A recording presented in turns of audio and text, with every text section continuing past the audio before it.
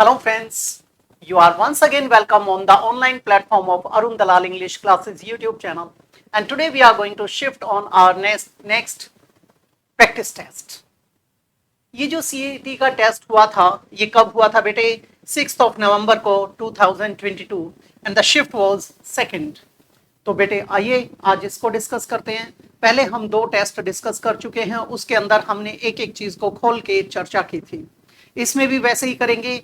आप लोगों का एग्जाम मुश्किल नहीं आएगा. इसी पैटर्न पे दिया तो बहुत ही ज्यादा सरल है. आपके मार्क्स कहीं डिडक्ट नहीं हो सकते, कहीं कट नहीं हो सकते. तो आप कोशिश करें थोड़ा सा पेशेंस से टुकड़े कर करके उसे अटेम्प्ट करने की. अब देखते हैं यहां पर इसको करने की कोशिश करते हैं. इसमें क्या पूछा गया है. इन दिस जेट एज, बेटे जो आज के दिन हमारी बड़ी स्पीडी लाइफ चल रही है, ठीक है, बड़ी तेज गति से जो हम दुनिया में आगे बढ़ रहे हैं. एवरीवन इज इंटरेस्टेड इन, हर व्यक्ति इंटरेस्टेड है. इंटरेस्टेड के साथ क्या लगाया जाता है बेटा, इन लगाया जाता है. ये बिल्कुल ठीक है. इन के बाद हमेशा जो अगर वर्ब से कोई भी नाउन बनाना है तो वो क्या आएगा, वो जेरंड आएगा. तो इन हैविंग ये हमारा ठीक है. एन इजी लाइफ, लाइफ हमारा एक वचन है तो आर्टिकल आया. एन क्यों आया, क्योंकि यहाँ एडजेक्टिव इजी लिखा है. इसमें तो कहीं एरर नजर ही नहीं आया. इंटरेस्टेड, हैड इजी बिल्कुल इनअप्रोप्रिएट है. फॉर हैव एन बिल्कुल गलत हो गया बेटा. फॉर प्रेपोजिशन है तो हैविंग होना चाहिए था. टू के साथ हैविंग यहां आएगा नहीं, क्योंकि टू के साथ हैविंग का प्रयोग जब किया जाता जब यहां टू को प्रेपोजिशन के रूप में लिया जाता. ठीक है. आप लोगों ने addicted to, with a view to, look forward to, averse to, prone to, with a view to ये पढ़े थे. वहां पर जो फ्रेजेस आए थे बेटा उनके बाद हम जेरेंड लगाते हैं तो ये भी इनअप्रोप्रिएट हो जाएगा. और नो इंप्रूवमेंट यहां पर ये बनी गया हमारा. तो क्या आ जाएगा, डी ऑप्शन, कि ये पूरी तरह से आपकी स्टेटमेंट सही है. नेक्स्ट पे शिफ्ट होते हैं. ही बॉस्टेड डैश हिज रिचेस. बेटे बॉस्ट डींग मारना, लंबी लंबी छोड़ना, उसके लिए आप किसका प्रयोग करते हो, उसके लिए आप प्रयोग करते हो बॉस्ट का. बॉस्ट ऑफ, इसके साथ क्या लगाया जाता है, बॉस्ट ऑफ. तो यहां पर ये आ जाएगा बॉस्ट ऑफ. ये विद गलत, अबाउट गलत, एट गलत. अब बच्चे कहते हैं जी बॉस्ट के साथ अबाउट क्यों नहीं लगाते. बेटे इसका एक सिनोनिम होता है ब्रैग अबाउट, क्रो अबाउट. ठीक है, वहां पर अबाउट का प्रयोग किया जाता है, यहां पर नहीं किया जाता. जब आपको किसी चीज का घमंड होता है, अभिमान होता है, when you are vain of something, वहां पर ब्रैग अबाउट, क्रो अबाउट ये लगाते हैं. नेक्स्ट पे चलते हैं. नेक्स्ट है हमारा he said to her you can not see the chairman. अब बेटे ये क्या है, हमारा नरेशन यानी डायरेक्ट और इनडायरेक्ट स्पीच. हमें ये डायरेक्ट स्पीच दिया गया है. कैसे पता चलेगा डायरेक्ट है, क्योंकि ये इन्वर्टेड कॉमास के भीतर दिया गया है. जैसा बंदे ने बोला है वो एज इट इज लिखा गया है. अब यहां पर he said to her you can not see the chairman, पीछे हमें फुल स्टॉप दिया गया है, यहां यू से शुरू हुआ. स्टेटमेंट का टाइप कौन सा है बेटे, ये है असर्टिव यानी डेक्लेरेटिव यानी स्टेटमेंट, अर्थात निश्चयवाचक वाक्य. निश्चयवाचक वाक्य में बात बताई जाती है. तो हम यहां सैड को किस में बदलेंगे, टोल्ड में, क्योंकि पीछे हमें ऑब्जेक्ट दिया गया है. ही टोल्ड हर दैट. अब यहां तक हमारे सारे के सारे सेम थे. ये शी वॉज रिफ्यूज्ड गलत हो गया, इसको हम एलिमिनेट कर देंगे.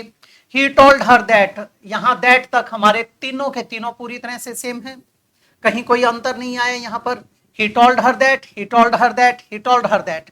उसके बाद यू हमारा सेकंड पर्सन है. Second person changes according to the object of the reporting verb. जो सेकंड पर्सन आता है आपके रिपोर्टेड स्पीच में वो किसके अनुसार बदलता है, रिपोर्टिंग वर्ब के सब्जेक्ट के अनुसार बदला जाता है. अब यहां पर यू को हर के अनुसार बदलेंगे तो शी आ जाएगा. ही एलिमिनेट हो गया, यू एलिमिनेट हो गया, क्या आ जाएगा, she could not see the chairman, हमारा क्या बन जाएगा, डी ऑप्शन. ये तो बड़ा सरल निकला. ठीक है, इसमें तो कोई गलती हो ही नहीं सकती हमारी. नेक्स्ट बेटे, history abounds in instances of courage. Abounds, abound के साथ इन लगाएं या विद लगाएं. पहली बात तो ये आती है आपके पेपर में, ये ऐसा पूछा जाता है बेटे सीजीएल में, एसएससी में, सीपीओ आदि में. ठीक है, जैसे frogs abound in this pool, मेंढक इसमें भरे पड़े हैं. ठीक है, अब यहां पर फ्रॉग्स अबाउंड भरे पड़े हैं. इन लगाएं या विद लगाएं, ये मुद्दा होता है. मैं लिख देता हूं आपके लिए. frogs abound in या with this pool या pond. दूसरा, this pond abounds in या with frogs. बेटे एक बार ध्यान देंगे प्लीज. फ्रॉग्स हमारा सब्जेक्ट है, प्लूरल है, तो हमने प्लूरल वर्ब लगाई अबाउंड. बेटे मेंढक भरे पड़े हैं इस तालाब में, हम क्या लगाएंगे? In this pool, in this pond. दूसरे में दिस हमारा किसके लिए आया? पॉन्ड के लिए आया. पॉन्ड नाउन है, ये एडजेक्टिव बन गया. बच्चा किसका है? डेमोन्स्ट्रेटिव का. क्या बन गया? Demonstrative adjective. पूरा हमारा सब्जेक्ट बन गया. सिंगुलर सब्जेक्ट है, सिंगुलर वर्ब आया abounds. This pond abounds in नहीं, विद फ्रॉग्स. तो अबाउंड के साथ विद कब आता है बेटे और इन कब आता है, ये आप लोगों को पता चला. जब यहां पर जो चीज है वो उस चीज में भरी पड़ी है तो इन आएगा, और जब वो चीज किसी चीज से भरा पड़ा है तो विद आएगा. ये बात आपको ध्यान में रखनी है. अब आ जाते हैं यहां पर अबाउंड के बाद क्या लगाया? इन. History abounds in instances of courage. अब यहां पर ये जो इन लगाया गया है, ये हिस्ट्री भरी पड़ी है किससे? इन इंस्टेंसेस या विद इंस्टेंसेस. अब यहां पर ग्रामेटिकल एरर है बंदे का. इतिहास किससे भरा पड़ा है? इतिहास भरा पड़ा है विद इंस्टेंसेस. अब यहां पर एरर आ गया आपका. यही बात मैं समझाने की कोशिश करना चाहता हूं कि आपका जो ये पेपर दिया जाता है इसके अंदर इसकी प्रूफ रीडिंग अच्छी नहीं होती, टाइपोग्राफिकल एरर्स भी होते हैं, और कुछ उन लोगों को इतने ध्यान में देने की कोशिश नहीं करते वे लोग. तो आपके सामने इस प्रकार की त्रुटियां दे देते हैं, एरर्स दे देते हैं, लेकिन आपको यह पता होना चाहिए कहां पर एरर है कहां पर नहीं है. तो हिस्ट्री अबाउंड्स विद इंस्टेंसेस आएगा बेटा, इन इंस्टेंसेस नहीं आएगा. अब यहां पर हम चलते हैं, हमें तो इसका मीनिंग बताना है. अबाउंड, अबाउंड का मतलब होता है teemed with, full of, filled with, किसी चीज से भरा होना, लबालब होना. हमें एंटोनिम चाहिए, यानी खालीपना दिखाना है, कमी दिखानी है. सफाइसेस, सफाइस किसके लिए यूज किया जाता है बेटे? जब कोई मोर देन इनफ चीज होती है, वहां पर पर्याप्त है, एडवोकेट है वहां पर, ये तो हमारा सिनोनिम वाली कैटेगरी में आ जाएगा, ये तो गलत हो जाएगा हमारा. यहां पर लैक्स, कमी होना हो सकता है. शाइन किसके लिए आया? ग्लिसन के लिए आया, ग्लिटर के लिए आया, ब्राइटनेस को शो कर रहा है, चमकने की बात की, गलत हो जाएगा. फेलियर्स, असफलताओं के लिए आया, गलत हो गया. हमारा क्या आ जाएगा? B option. नेक्स्ट है बेटे आपका, नेक्स्ट को ध्यान देंगे प्लीज. क्या कहता है बेटे? Pick out the correctly spelled word. जो सही शब्द है वो हमें चुनना है. यहां पर चारों की स्पेलिंग्स बिल्कुल सेम दी गई हैं, यानी एक ही वर्ड को चार अलग अलग तरीके से, तीन गलत दे रखे हैं, एक सही दे रखा है, ऐसे लिखा गया है. ऐसे में आप लोग कभी भी चारों को नहीं पढ़ेंगे, नहीं तो कंफ्यूज हो जाएंगे. एक को देखो, अपना लिखो. इमैक्युलेट, इमैक्युलेट क्या होता है? जो स्पॉटलेसली क्लीन होता है, एक तरह से परफेक्ट होता है, निष्कलंक होता है, उसके लिए यूज किया जाता है. अब यहां पर बेटा IMMU, IMMACULATE, IMMACULATE, इमैक्युलेट. अब यहां देखेंगे, यहां तक हमारी सारी की सारी सेम थी. ये एन दिया, हमारा ये एलिमिनेट हो गया. IM, यहां तक तीनों की तीनों सेम है हमारी, ठीक है. फिर यहां एक सिंगल आया एम, तो ये भी हमारा एलिमिनेट हो गया. IMMAC, सी तक हमारे सेम है, सी नहीं आएगा. CU हमारा क्या आ जाएगा? A option. जो स्पॉटलेसली क्लीन के लिए यूज किया जाता है उसकी चर्चा की जाती है, वहां पर बात की गई है. Pick out the wrongly spelled. पिछला जो आया था बेटे वो कौन सा था? Correctly spelled word. और ये क्या है? Wrongly spelled word. वो हमें यहां से उठाना है. प्रेफरेंस, यहां पर चारों शब्दों को देखना पड़ेगा, फिर उसे खुद लिख कर देख लें, वो बेटर रहेगा. प्रेफरेंस, PREFERENCE, PREFERENCE हमारी सही है ये spelling.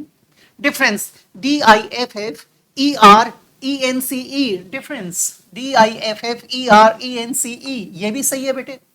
Performance, PERFORMANCE, PERFORM, performance, ए लगेगा, ये गलत हो गई।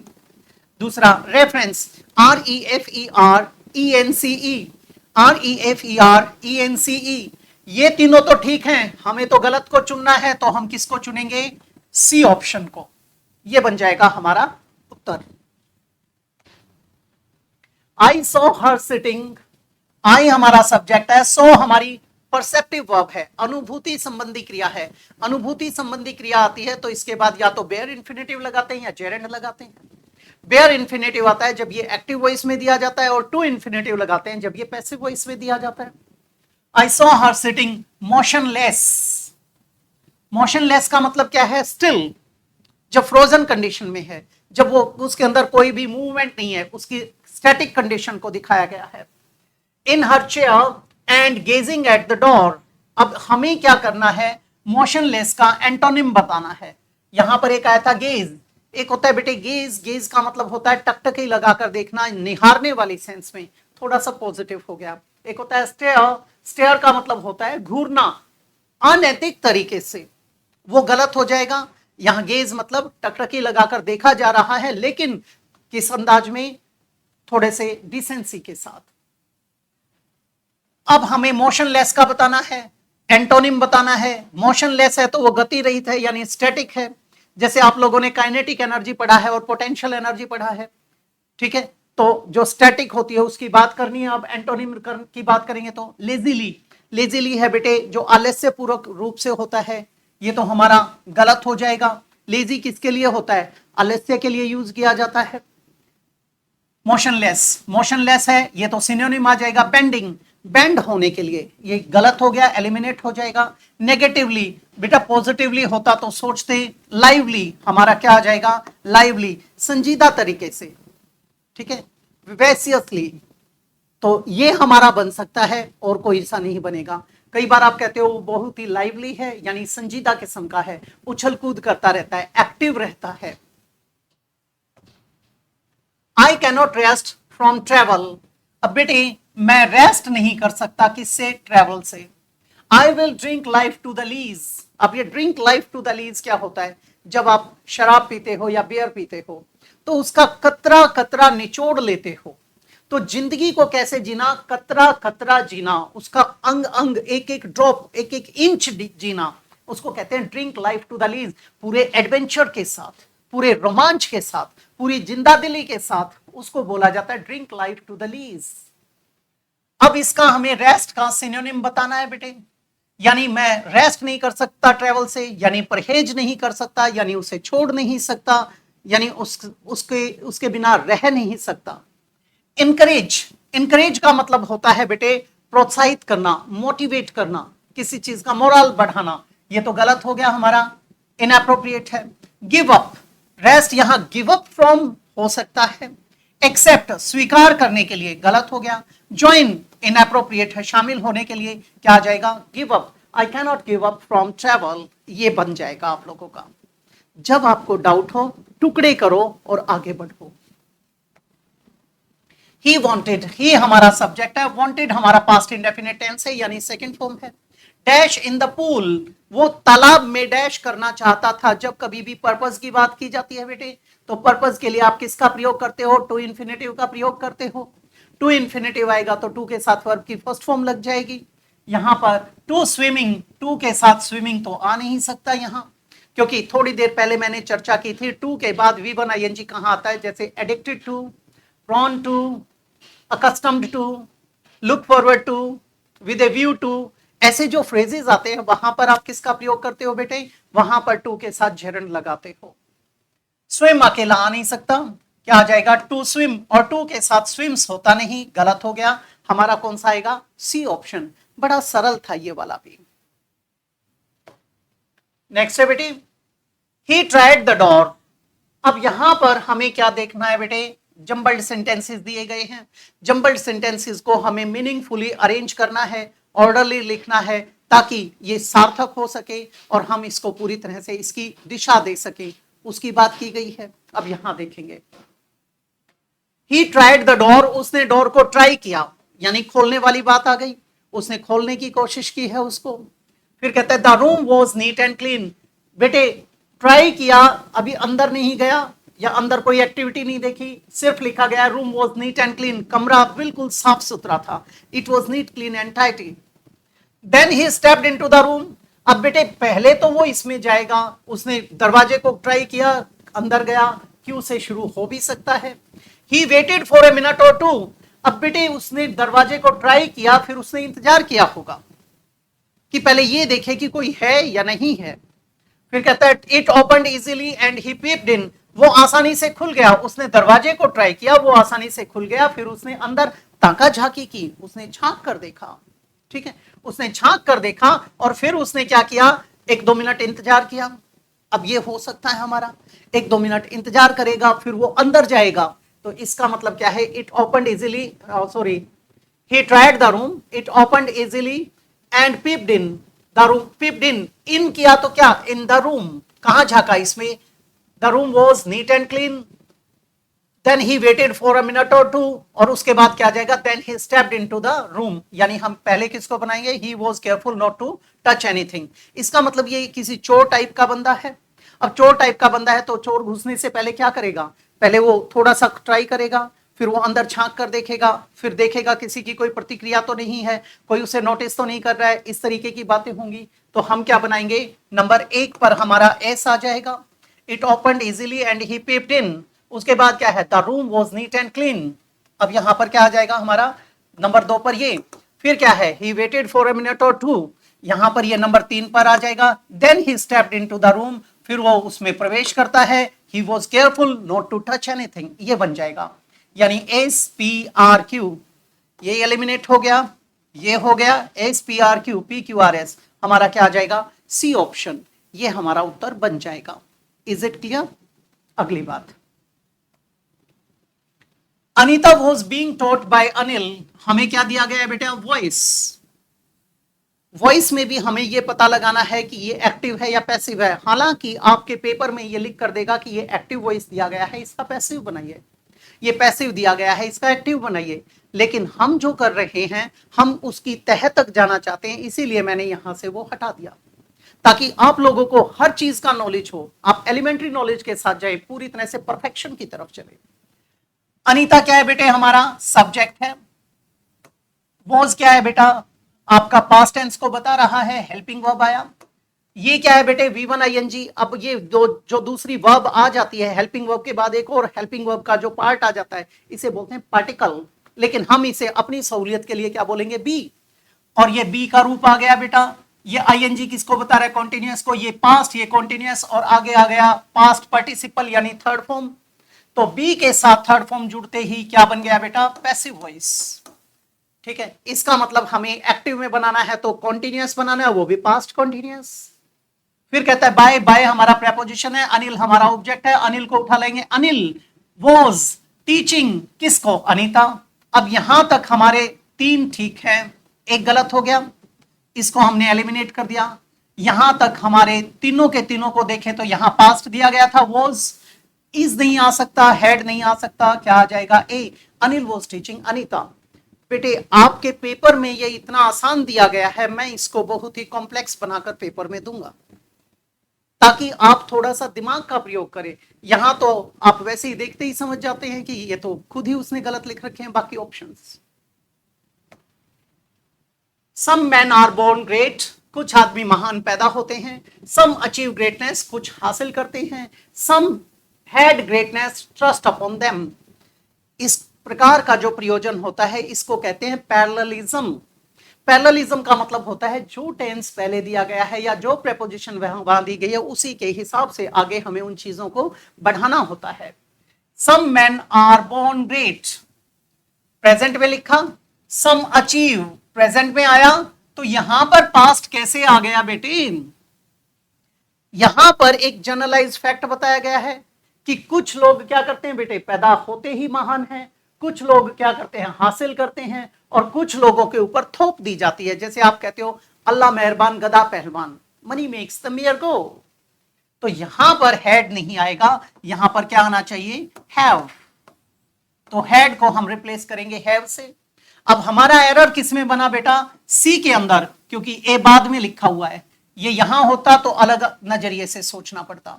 अब सी में आया तो हम इसको देखते ही यहां सी कर देते हैं, फंस जाएंगे।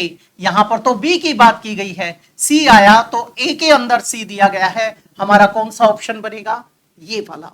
ये आपके साथ दोहरी चाल चली जाती है, एग्जामिनर थोड़ा सा ओवर स्मार्ट बनता है आज के दिन, आपको इन चीजों का भी ख्याल रखना है।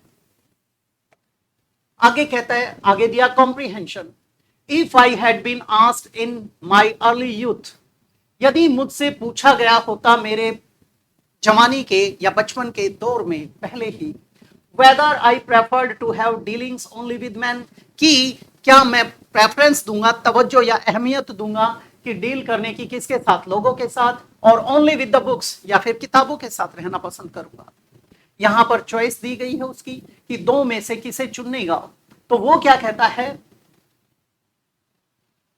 With books. My answer would certainly have been, मेरा जवाब क्या होता, इन फेवर ऑफ बुक्स, मेरा जवाब किसके पक्ष में होता, किताबों के पक्ष में होता। अगर मुझसे पूछा जाता तो मैं किसके पक्ष में जाता बेटे, बुक्स की तरफ जाता। इन लेटर ईयर्स, बाद वाले सालों में, this has become less and less, बाद वाले जो साल आए थे उसमें क्या था, ये धीरे धीरे कम होता चला गया। Note that I have had so much better experiences with man, इसलिए नहीं कि मेरे जो लोगों के साथ अनुभव थे वो ज्यादा अच्छे रहे थे, देन विद बुक्स, बजाय पुस्तकों के। ऑन द कंट्रेरी, इसके विपरीत, delightful books even now come my way more often than purely delightful man.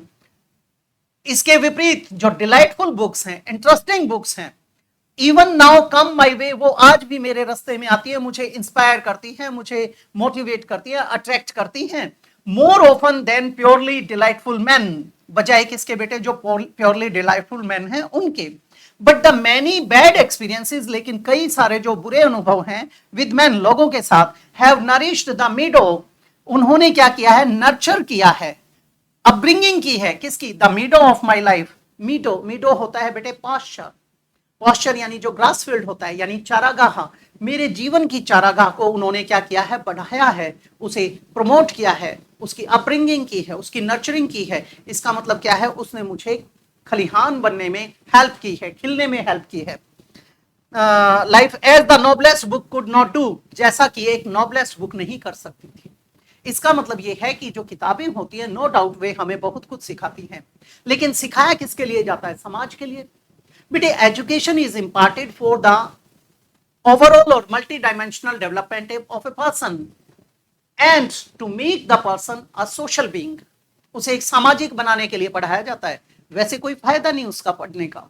तो वही चीज यहां पर बताई गई है। दूसरा, यहां मीडो ऑफ माई लाइफ, यहां पर कौन सा अलंकार आ गया, पोएटिक डिवाइस यानी फिगर ऑफ स्पीच आया, मेटाफर, रूपक आ गया। अब इसके प्रश्नों को देखते हैं। Which one of the following statements, इन स्टेटमेंट्स में से कौन सी best reflects the main argument of the passage, जो पैसेज है उसका मेन आर्ग्यूमेंट है, यानी मेन पॉइंट है, उसका असेंस, उसका थीम, उसका क्रक्स, उसका जिस्ट, उसका सेंट्रल आइडिया एक्सप्रेस करता है। पहला कहता है there are more purely delightful man than purely delightful books. बेटे there is no such type of comparison given in the passage, ये तो कहीं पे था ही नहीं, ये तो इनअप्रोप्रिएट हो जाएगा, हम इसको एलिमिनेट कर देंगे। It is the experience with other human beings that nourishes one's life and not necessarily books. बेटे ये हो सकता है। फिर कहते हैं neither man nor books give any worthwhile experience. बेटे ये तो गलत हो जाएगा, ये तो बिल्कुल इनअप्रोप्रिएट हो गया, दोनों को ही नेगेटिव दिखाया गया है। फिर कहता है बेटे books are always better than man. बेटे अगर बुक्स आदमियों से बेटर होती तो हम बुक्स के बीच में ही रहते, सोसाइटी में रहने की जरूरत क्या थी। ये इनअप्रोप्रिएट हो जाएगा, हमारा क्या आ जाएगा, B option. The author says that in later years, लेखक ये कहता है कि बाद वाले जो साल थे, his love of books diminished, उसका जो प्यार था किताबों के प्रति, जो उसकी चाहत थी, वो क्या हुई बेटा, डिमिनिश हो गई, वो थोड़ी सी डिक्रीज हुई, रिड्यूस हुई, उसके अंदर कमी आई। अब यहां पर क्या कहता है आगे, बिकॉज, क्यों आई थी, उसका कारण हमें यहां पर देना है। अब उसके लिए क्या आ जाएगा? He had better experiences with men than with books. बेटा ये उठाया जा सकता है. He had given up the habit of reading books. बेटा given nowhere in the passage गलत हो गया. Even the bad experiences he had with men were more valuable than what the noblest books could give. बेटे ये बन जाएगा, ये भी हमारा inappropriate हो गया. He did not get many delightful books. ये बिल्कुल गलत है. क्या आ जाएगा? Even the bad experiences he had with the men were more valuable than what the noblest books could give. जो सबसे बढ़िया से बढ़िया किताब उसे नॉलेज दे सकती थी ना, उससे ज्यादा कहां सीखने को मिला? समाज में सीखने को मिला उसे. Which of the following pairs of phrases, यहां पर जो पेयर्स दिए गए हैं फ्रेजेस के, वाक्यांशों के, best helps to bring out the metaphorical meaning. जो मेटाफोरिकल मीनिंग था किसका? Meadow of my life. इसको कौन सा बेटर डिस्क्राइब करता है? यहां पर उसके नरिशमेंट की बात आई थी, नर्चरिंग की बात आई थी, उसके अपब्रिंगिंग की बात आई थी, उसको प्रमोशन की बात आई थी. अब यहां पर वो कौन सा है बेटे? वास्ट एंड रिच लाइफ बेटे हो भी सकता है. वेल नरिश्ड, बट आ गया तो एक पॉजिटिव है, दूसरा नेगेटिव है, गलत हो गया. पुअर बट ये भी गलत हो गया. प्योर एंड हेल्दी लाइफ ये भी हो सकता था. अब यहां पर हम पैराग्राफ के हिसाब से लेंगे बेटा, तो वास्ट एंड रिच लाइफ आ जाएगा आपका, ये हमारा बन जाएगा. ये ना होता तो इसकी तरफ सोचते हम. अब क्या चलेगा हमारा? Vast and rich life. तो बेटे ये था आपका आज का टेस्ट. उम्मीद करता हूं आप लोगों को समझ आया होगा. और जैसा कि मैंने जब शुरू किया था तो आपको बताया था कि एक एक गलती को बारीकी से जज करके चलेंगे. आप अभी घर पे हो, यानी बेटी अभी बाप के घर है. The ball is still in your court, so you have to make your decisions very keenly. ठीक है बेटे? और कोई भी समस्या आती है उसको जब ऐसे करोगे स्टेप बाय स्टेप, तो अपने आप आपको पता चल जाएगा कहां पर एरर है, कहां पर प्रॉब्लम है. ठीक है? आगे बढ़ेंगे अगली क्लास में. इजाजत चाहूंगा. इसी तरीके से आप अपनी प्रॉब्लम साझा करते रहिए. मिलते रहेंगे हम. नमस्कार दोस्तों.